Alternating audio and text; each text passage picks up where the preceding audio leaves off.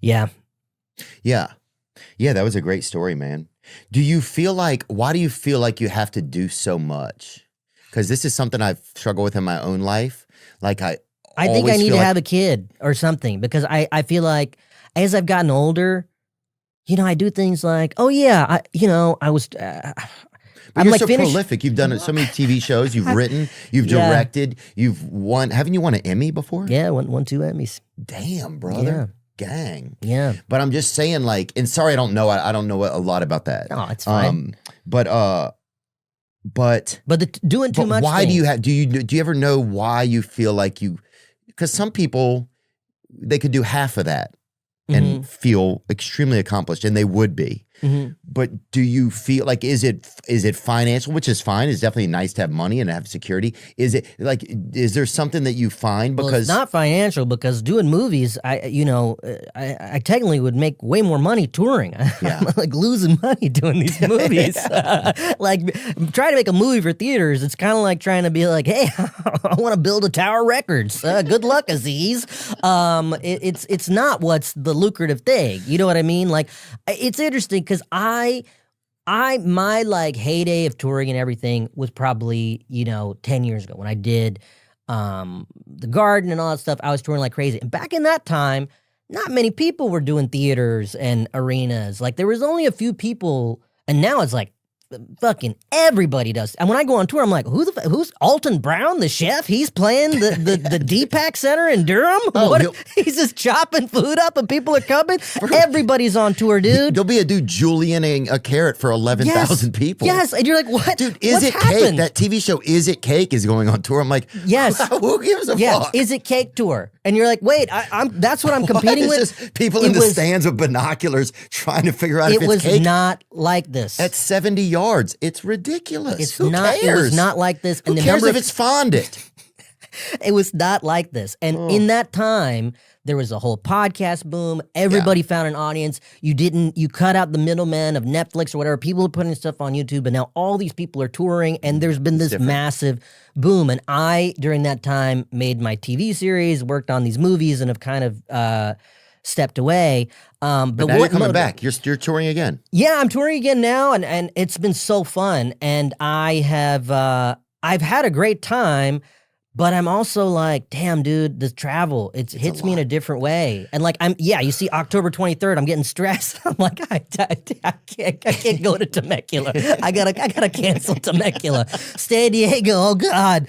Oh, Modesto, Monterey, oh God, at least I can hub out of LA. Oh no, then I gotta fly to Cincinnati on the 13th. Oh God, then we gotta fly to Louisville. TSA is gonna be closed. There's gonna be like one air traffic controller.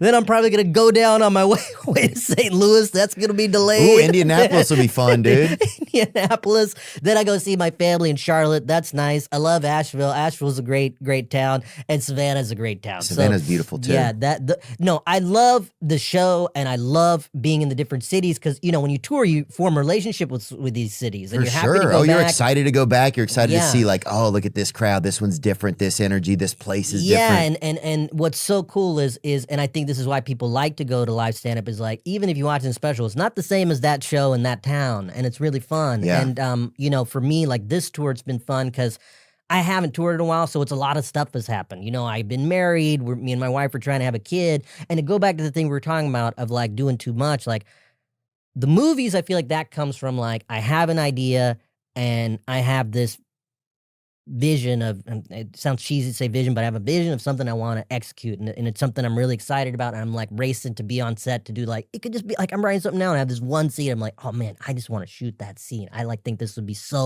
I gotta get there, and it's a long time to get there. Movies are so slow. You gotta work with so many other people. It's a nightmare. But I do it because I really love films, and I want to make more films.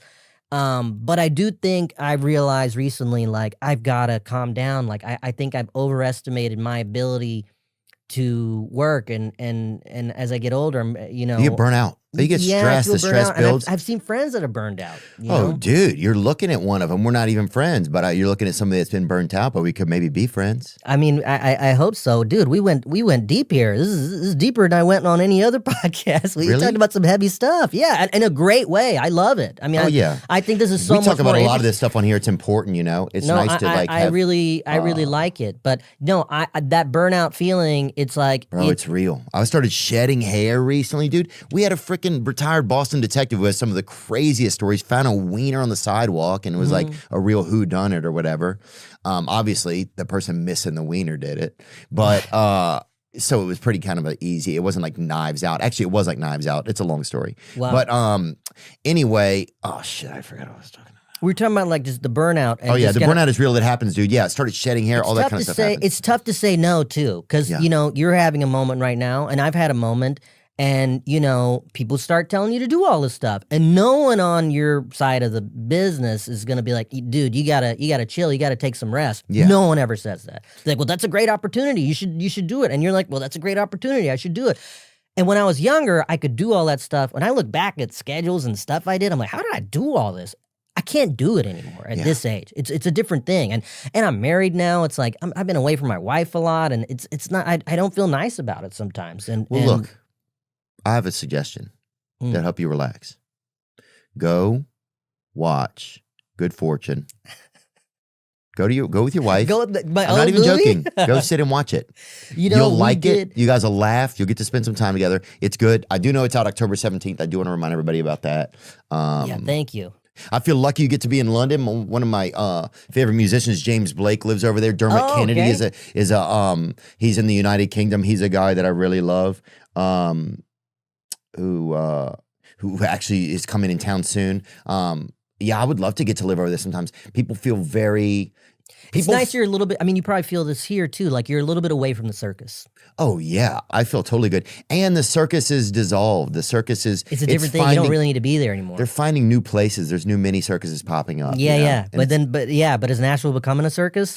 no, I don't think so. Not Yeah, too much. It yeah. still feels kind of small. There's a lot of people moving here and a lot of stuff going on, but it still Yeah. feels pretty small. Most No, of the I mean, time. I feel like that in London, that I'm away from things. Whenever I go back to LA, I start feeling like, oh my God, I'm falling behind. I need to do this. Because you hear about it. Oh, I've just made this. I'm working on it. I'm like, oh shit, what am I doing? I'm not doing anything. You've done so much, dude. I Dude, mean, from television to I know you had that series I watched for a while. It was on Netflix. It was Yeah, just Master you. Nun. Yeah. That was Master of None. Yeah. The book that you wrote, I know Yeah, about dating that was and like 10 the years ago, struggling too. of Yeah, love. yeah. You've done. Let me tell you this: if nobody ever tells you, you've done enough. No, but finishing the movie was a big deal, and I'm glad I did it because it took a minute to get it done, and I'm really proud of it and proud of the work that I did, my whole team did, all the actors did, and I'd love to make more. But yeah, I hear you, and You've done a lot. That's what I mean. I didn't mean enough. I didn't mean no, enough. I know what you mean, and I appreciate it. Yeah, And I think, yeah, and your sister would be so proud of you. What was her name again? I want to say it one more time. Nafis. Nafis? Yeah. Oh, it's such a pretty name. How do you spell it? Nafeez. Ooh, Nafis. I'm so glad we talked about that because I feel like I'm here with some people that work with me, and they're like, wait, what? Because Well, I think when we say people's names out loud, people that have been a part of our lives, like even when we're talking about like if you wanted to say something to Lucian, I think when we say people's names, they feel that wherever they are, that is a felt thing. Because otherwise, why would we feel it? You know what I'm saying? it's bringing it's putting them in the yeah, putting and I them out believe there. it's like.